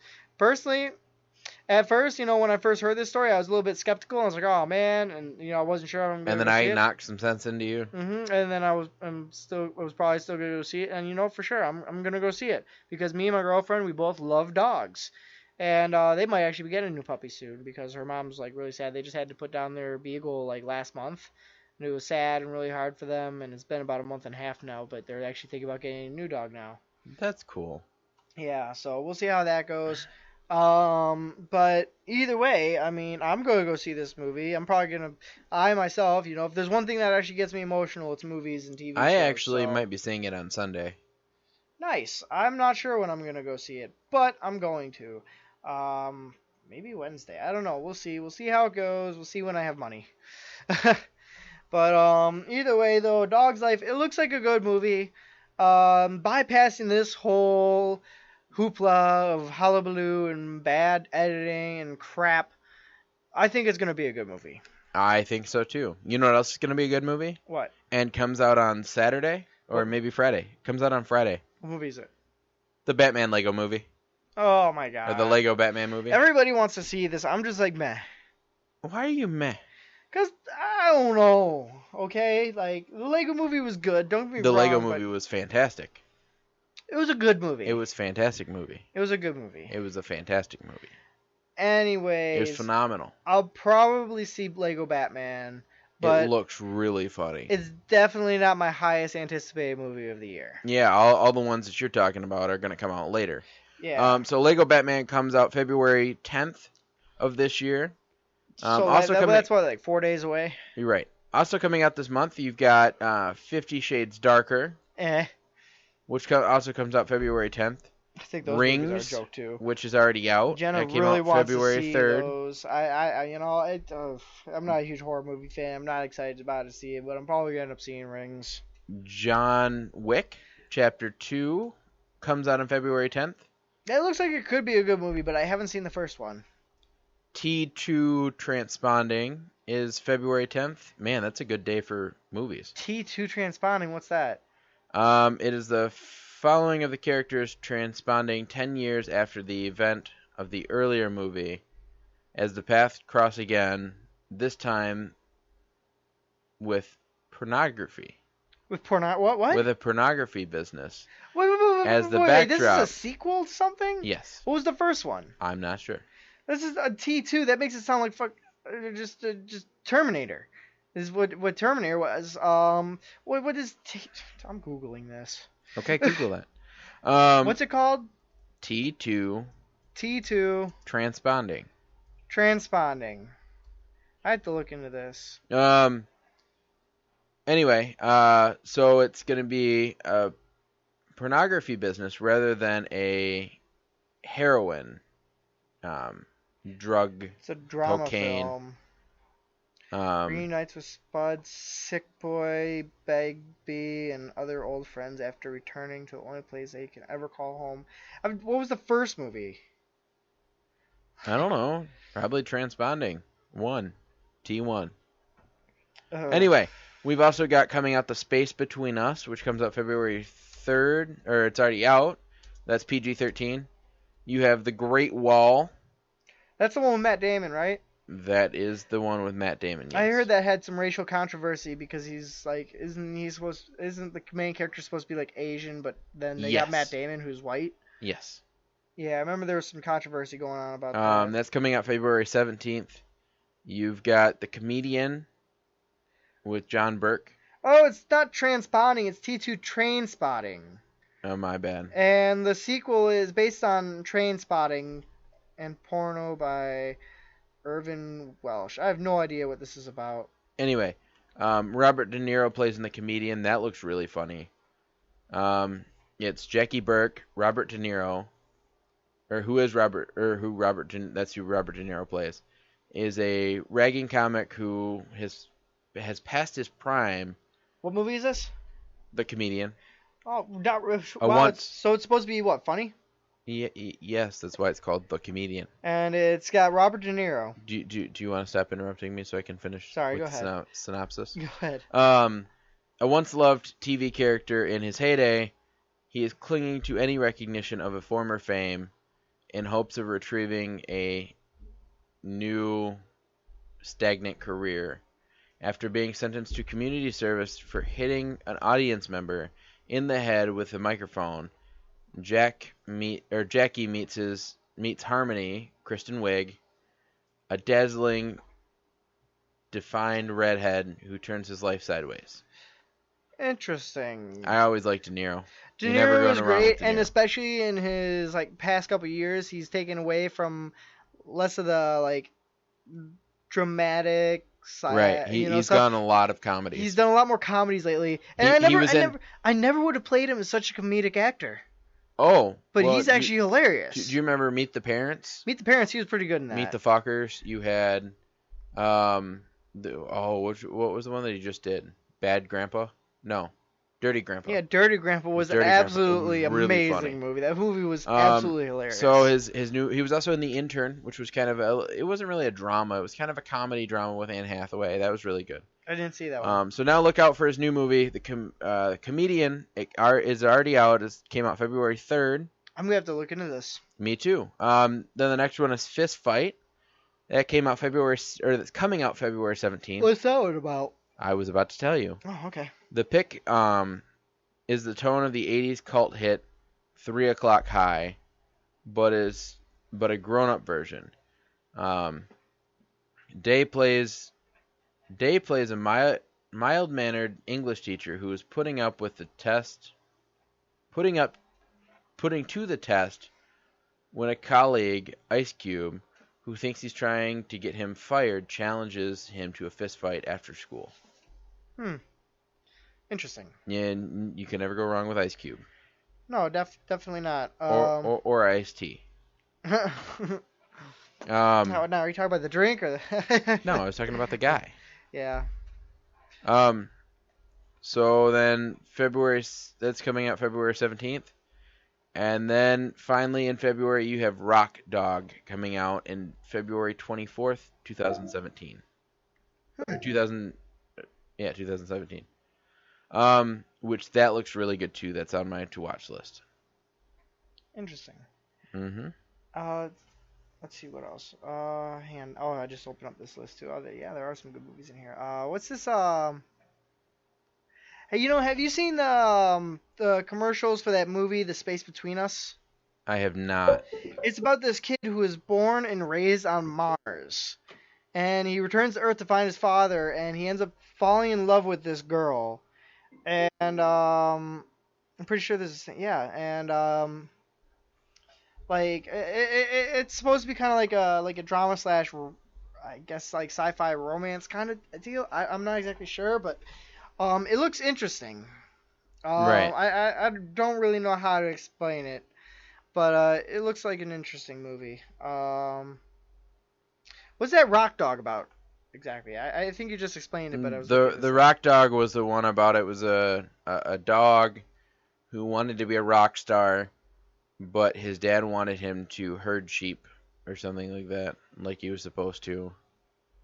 It's one of those things where his family thinks he should do one thing. He has this big dream to do something else. It's pretty much Zootopia all over again. Oh, really? I mean, it's kind of the same concept. Right. There's we got some movies coming out in March too, don't we? May is going to be the really big. May is going to be the big May hitter, is going to be huge. That's when we got like Guardians of the Galaxy. Well, you've got Baywatch coming out May 26th. And we kind of talked about that a little bit, I think, last week. It's going to have Zac Efron and Dwayne The Rock Johnson. And it is based off a TV show from the 90s, which was really good. So you've got that coming out in May. You've also got another Pirates of the Caribbean, Dead Man Tell No Tales, May 26th, 2017, which, by the way, they premiered a new preview for that during the Super Bowl. Along with Guardians of the Galaxy 2, which comes out May 5th. They had a new commercial for that in the Super Bowl. And they had a new commercial for that as well in the Super Bowl. Like I said, I didn't get a chance to watch the Super Bowl or the commercials, but I saw the trailer on Facebook, and it looks... Well, I mean, every trailer looks And then fantastic. you've got Terminator Genesis 2. Oh, they're coming out with another Terminator. Great. And that's coming out May 19th, 2017. Surprised the last one made enough money. That's where I'm at. And I think that's pretty much it. You've got the Barbie movie coming out. It's a live-action Barbie movie. That one I'm skeptical of, but I guess it's bound to happen at some point in time. And Diary of a Wimpy Kid again. Oh, here's a funny one. Well, first of all, March has some good movies coming out too. For example, March is when the new Power Rangers movie comes out. March Power Rangers comes out. Then we also have Kong Skull Island. Beauty and the Beast. Coming out next I am month. so pumped for this movie. I know. I'm surprised you didn't mention it yet. I was looking for it. I thought it was in May. I forgot it was in March. It's in March. You've also got Logan. Yeah, which honestly, I'm not a huge X-Men guy, even though I love Marvel. I'm not an X-Men guy, but when the commercial for this intrigued me because I thought in the beginning you really can't tell that it's Wolverine. Right. Yeah. In the beginning, it looks like a father protecting his daughter. Mm-hmm. So he doesn't have like the weird hairdo or anything like that. It wasn't until the claws came out of his knuckles that I'm like, oh, that's Wolverine. Mm-hmm. And they kind of explained a little bit of the plot. So what is it? It's supposed to take place like years in the future? Yes, it's going to take place in 2024. The mutant population has shrunk significantly, and the X-Men have disbanded. Logan, whose power of self-healing is dwindling, and has surrendered himself to alcohol, and now earns a living as a chauffeur. He takes care of the ailing old Professor X, who he keeps hidden away.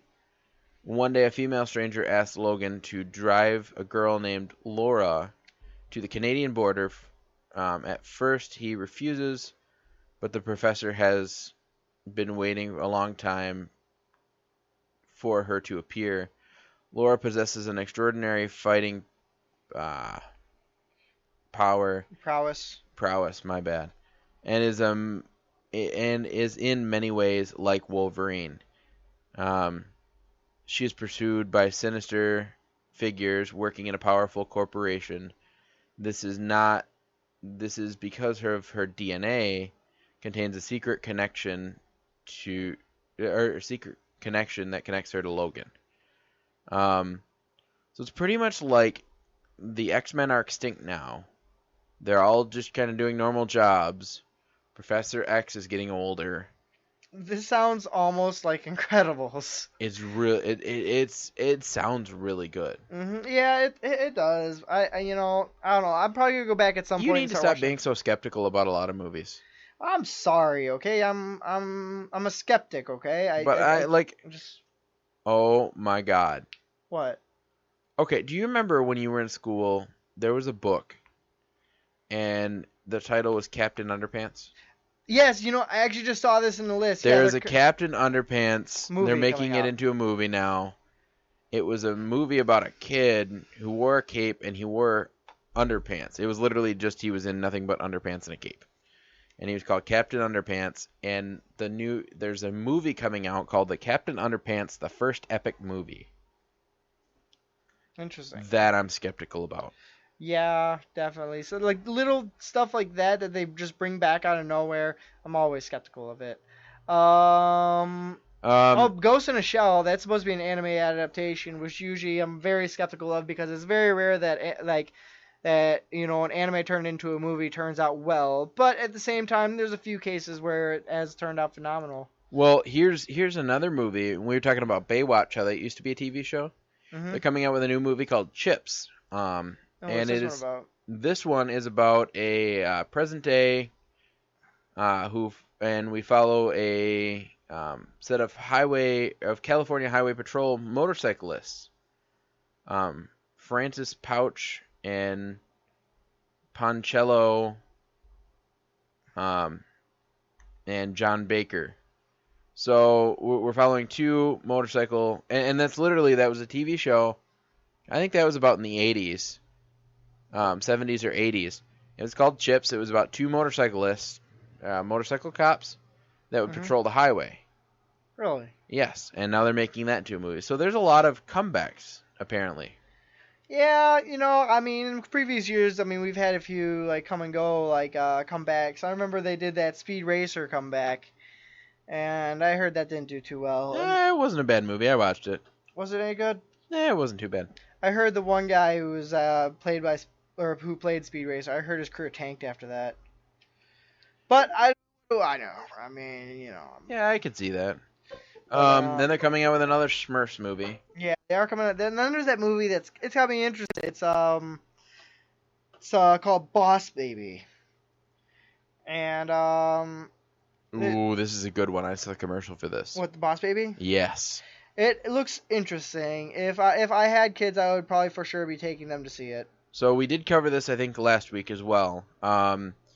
It's when a brother and a fast-talking, briefcase-carrying baby, voiced by Alec Baldwin, embarks on a mission to win back stolen affection of his parents.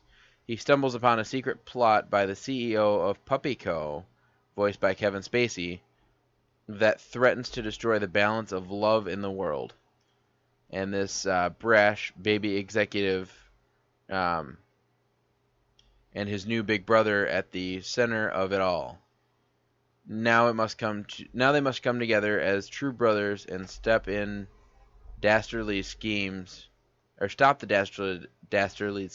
to say that 5 times fast. Right. And save their parents, restore order to the world, and prove that love is indeed an infinite force. Now, the commercial doesn't show any of that. No. It looks like it is going to be a baby and two brothers at war, and one of them's a baby wearing a suit. And there's a whole story behind it that we don't even see in the commercials. Hey, Mark, you're in a movie. Yeah. It's called Wilson.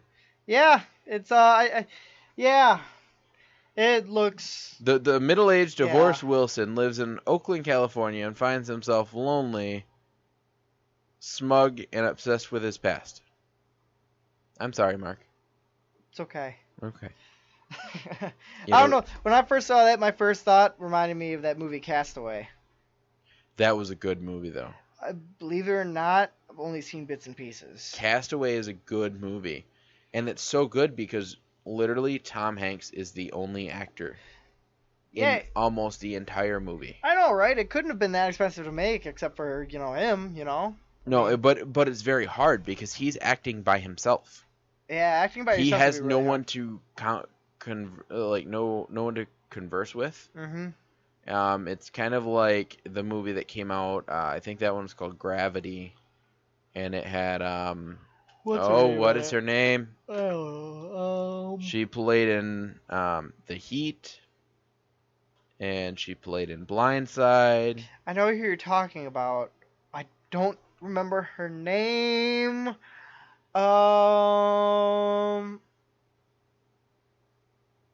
Man, it's escaping me. I remember too, like she was like one of those actresses that I really like. She was up there in like my favorite actresses for a little while too. She is. I want to say it starts with a J. It starts with an S. It's Sandra Bullock. Sandra Bullock. That's who it is. Sandra Bullock was up there with one of my favorite actresses for a while. I can't believe I forgot that. Man, she's an amazing actress. She's really good.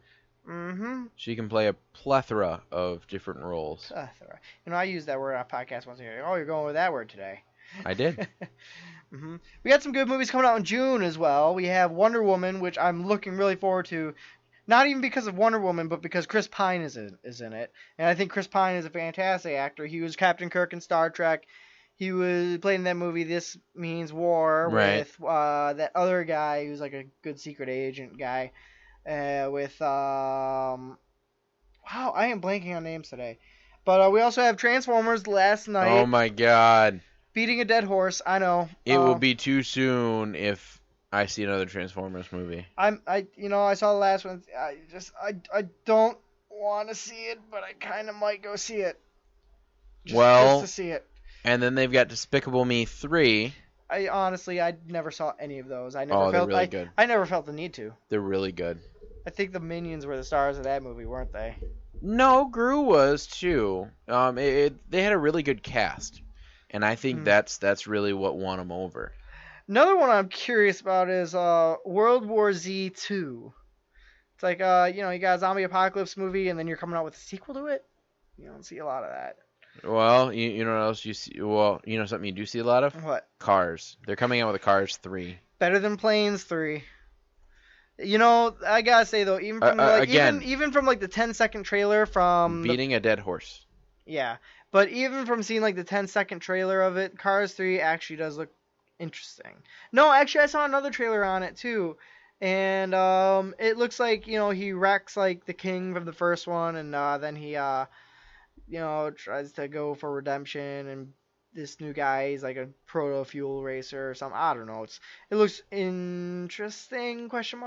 Anyway, I might have to see it, but it can't be any worse than the second one. So those are the movies that are coming out in the next few months. I want to talk a little bit about the Super Bowl. Yeah, you know what? First of all, I have to say I've been seeing some fantastic memes. Memes are a really big thing. Memes, I love memes. I life. So I'm going to start off with a controversial one. There was a Sprint commercial that was causing some controversy before it even played. It was the father faking his own death. Really? Now, I don't see why this is so controversial. So what it is the commercial shows a father. He puts a mannequin in his seat, dressed in his clothes, with a beard and glasses on to look like him. And he pushes his car over a cliff. Okay. And his two kids are standing right there. And he said, "Okay, kids, I'm officially dead." And then the old Verizon guy, the new Sprint guy, pops up and says, "You don't have to fake your own death to get out of a contract. You could just switch to Sprint." And his daughter's like, "Is that why you just ruined our car?" Oh my god. But it was a funny commercial. It was done very tastefully. That's. I Oh my don't see a God. problem. No, I don't. I mean, I could see why some people would be like butthurt about it in our day and age when everybody's offended by everything. But Pretty much. I'm pretty sure that's what it is. But either way, that's funny. I would be laughing at that. I would be like, oh, I laughed a little bit. Mm-hmm. So we had a lot of really good ones. So you know that new water that came out, or it's like a new drink. It's called Bai. It's like BAI. No, again, dude. Like I said, I didn't get a chance to watch Super Bowl. I was at work. Well, no, this is something that's been out for a while. It's just a drink. I think it's like an energy drink, water type thing. It's like the new Sobe, right? Right. And so the commercial that they had Justin Timberlake. Really? Yes. And I'm trying to think of the other guy's name. Christopher Walken. Oh, it had Christopher Walken in it. It had Christopher Walken in it. Oh, if Zach watched it, I bet he would have loved that. Okay, so what it is you see Christopher Walken, and Wait, you see Christopher Walken or you see Christopher walking? Like, is he walking? Let me see if I can play a clip of this real quick, because it would make more sense if I play a little. Would it sound okay, just clip the of audio? Yeah. Oh, okay. It really kind of makes sense with just the audio, and that's one thing that's really cool about it. Again, like I said though, I thought I've been seeing some fantastic memes, just so many of them about the what was it? About the about the Falcons choking. Oh, it's hilarious. Like I saw this one picture and it says, "Look at these amazing chokers," and it showed like those little like necklaces that girls wear around their necks. Almost ready. And it shows like those necklaces that girls be wearing around their necks. Right. And it shows like 2 or 3 pictures, and it shows the Falcons emblem. Nice. And I'm just like, oh, now that is funny. Okay, here, I think we got it now. I don't want to make it tough. I just want to tell you that I've had enough. It might sound crazy, but it ain't no lie, baby. Bye, bye, bye. And then he looks over at Justin Timberlake. Justin Timberlake gives like a serious look. And then they look at the screen. 5 calories, no artificial sweeteners, and taste amazing. Bye. Well, Best commercial ever. You have Christopher Walken quoting an NSYNC song with Justin Timberlake sitting next to him. But it was cool because the look, Justin Timberlake looks very serious, and Christopher Walken looks at him, and Justin Timberlake looks at him, and they stay that way for a while. And then when they look out is when it goes, bye, bye, bye, and it starts playing the song. That sounds one of those commercials. It's just stupid great. Like it's really stupid great. Yeah. I mean, if that makes sense, stupid great. So that's my favorite, okay? Okay. Another one that's really good, and they always are, is Budweiser. Oh, Budweiser always has an amazing awesome commercial. They always have a great Super Bowl. I don't think this one tops my favorite Budweiser commercial, because my favorite one was the one not last year but the year before. Wasn't it the one with like the horses and the dog? The one horse and the dog. The dog kept getting given away, and the dog kept trying to come back, and the horse kept trying to. And yeah, that was my all-time. That was an amazing favorite. Okay. Now, the new Budweiser commercial is it looks like it takes place kind of before Anheuser-Busch was an actual company. Mm-hmm. And it's this guy who's obviously migrating to the U.S. Right. And he says he wants to brew beer. And so it kind of shows his journey and, some of his drawings and his sketching out stuff. And then at the end, you find out that the guy who's traveling is Anheuser. His last name's Anheuser, and he's meeting Bush for the first time. Hmm.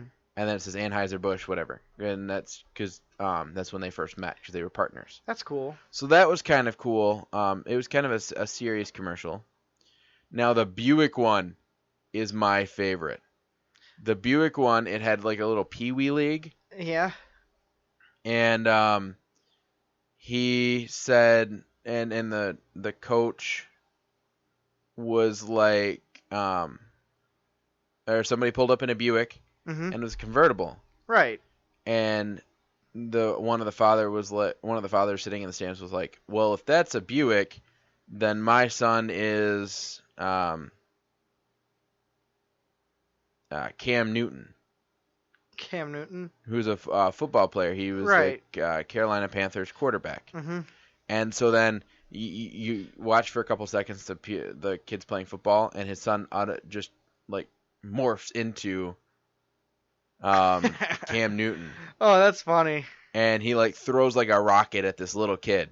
Okay, Oh my God, that's great. and then the coach says, if that's a Buick, then I'm a supermodel. And boom, he turned into a supermodel. And I don't remember which one. I don't remember what her name is. But and then they're both standing there just looking at it, and that's how the commercial ends. And I thought it was really funny. So that one was cool. Then you've got the Mercedes-Benz commercial. Now, Did they do a Doritos commercial? I know they typically do one every year. I couldn't find a Doritos commercial. They probably have one, but I couldn't find it. So for this one, for the Mercedes-Benz commercial, they show jukebox, and the only song in the jukebox is like Every Choice You Have is Born to Be Wild by Steppenwolf. Oh, Okay? that's great. And it's like they're in a biker bar. And was this one of the commercials? Yes. Oh my God. They were in that's a so biker great. bar.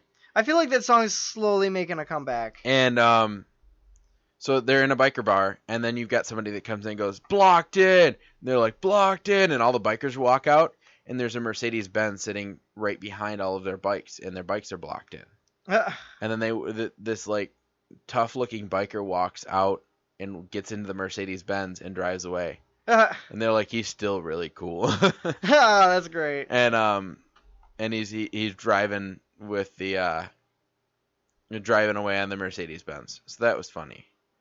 Now another commercial, this next one caused some controversy, a little bit, not too much. It was a Mr. Clean commercial. What is it? Oh, I'm looking at this list of Super Bowl commercials. What is it? Like Mr. Clean is sexy now or something? It was a sexy Mr. Clean commercial. Oh my God. So what it was is he was cleaning, but he was doing it like sexually. And it's funny because in the end, you see him like dancing to the song, and then he stops, like it pans to her, and it pans back, and it's her actual husband. Mr. Clean is gone, and it's like her actual husband. Mm-hmm. And then she like jumps on him and starts kissing him, and then the commercial ends. Oh, that's great. But yeah, that caught a little bit of controversy because it was a sexy Mr. Clean commercial. Now here's another good one. Skittles always has a good one. Oh, Skittles always has a So good, yeah. you know how for a while it was a thing where like the guy would throw little tiny pebbles at the girl's window? Oh yeah. Okay. So this one, it shows the guy emptying out a bag of Skittles, and he takes one and he throws it through her window. And then the next thing you see, because you see him throw a couple, and he says her name. Mm-hmm. So I don't remember what her name is. I think it was like Jenny or something like that. So he was like, Jenny, and throw it. Jenny, and throw it. And then you just see her sitting inside her window, catching him in her mouth. And she caught like 3, and then she scoots over, and her mom scoots over in her place and catches like 1. And then her dad scooches over and catches 1. Then like her grandma scooches over and catches 1. And then a masked man scooches over and catches 1. And then a police officer. And then there's a dog or a monkey that comes out from underneath the bed and catches 1. Oh my God, that is so stupid great. But it is though. But you know what? There's a lot of commercials during Super Bowl time where they do like it's something that's just really stupid great. Like I remember Doritos had a good one where it was like there was this kid and his mom like brought this guy home because they were about to go out on a date or whatever, and there was some Doritos on the table or whatever, and the guy decides to help himself and have a Dorito, and I don't know where the kid just comes out of somewhere and just boom slaps him, and he's like, "You don't touch my mama, you don't touch my Doritos." I remember that one. Mm-hmm. That one was funny. And I thought, yeah, that was a pretty stupid great one. But the stupid great commercials are always my favorite ones, especially during Super Bowl season or Super Bowl game time. So I'm gonna have to go back and watch some of these commercials later tonight because Some of them are really there's funny. some gold ones in there. I'm hearing. There are some golden ones. Mm-hmm. But to the game itself, oh my god! Like I have to say, I heard that it was so great because first of all, No, okay, so it didn't look like because the Patriots won, if I remember correctly. hang on, let me check. It was the Patriots versus who? Like I said, I feel like the lineup this year, I like feel like nobody, it was like the Falcons or something. nobody like really cared too much about the game itself this year. I feel like, I mean, Well, nobody at my work at least. The game kind of made it come It was back. the Patriots versus the Falcons. That's what it was. See, I was right. Yep. So the Patriots won, correct? Yes. Okay. Yeah. And, so the Patriots were behind at about halftime. They were, and the Patriots were getting slaughtered. And everybody just kind of went to bed except for Patriot fans. Yeah. From what I've gathered. And then Tom Brady comes out of nowhere. And then they took and just dominated. It's kind of like they had a play. They had a play that was just as good as the play Michigan State had a few years ago when they caught the ball and ran it for a touchdown and won the game. Yeah. When they scooped up that fumble and ran it in like a second and scored a touchdown to win the game. Yeah. They had that good of a play, apparently. What happened was the Falcons, they got complacent. They thought they were going to win. And that is a thing. If you watch, that is a thing. Yep. Now, we were talking about it a little bit this morning. I was talking to one of my friends about it. And I feel like the game, although the anticipation for the game wasn't really there, I feel like the game stood out a little bit more than the commercials and the halftime show did. Just because of the big comeback. Just because of the big comeback. Mm-hmm. Which is nice. You know, because we're all used to the commercials and the halftime show. Honestly, it's really good that happened because otherwise this would have been a really boring Super Bowl. Now, one thing I do want to talk about, Luke Bryan singing the national anthem. What? Nothing. I don't care for country singers, that's all. Did you hear it? No, I told you I didn't watch the Super Bowl. He killed it. Really? He killed it. Did he? How did he kill it? Did he He took a knife and stabbed it. Really? Yes. No. His rendition of the Star Spangled Banner was flawless? Awesome. Yeah. It was really good. And a lot of people were hassling, here's the problem. A lot of people think Luke Bryan is just famous for his looks, when he is really not. He actually has a really good voice. You're going to watch the video and you're going to think differently. I'll probably watch the video and I'll be like, You won't be You'll be like, okay. He was good. We'll see. Anyways, though, I think it's great that they made the comeback, though. First of all, because of Tom Brady and all that stuff. First of all, he's got... Tom Brady was the one that lost his jersey. Really? Mm-hmm. Oh. Well, he lost the jersey that he was wearing for his game jersey. Mm-hmm. He lost it. They can't find it. Really? Yep. He checked with the equipment manager. He checked with in his locker room. He told the equipment manager. I bet you some lucky fan got their hands on it. And they're going to be dumb enough to put it up on eBay and get caught. Yep. Because it's technically stolen. Mm-hmm. But anyways, this makes his 5th Super Bowl ring now.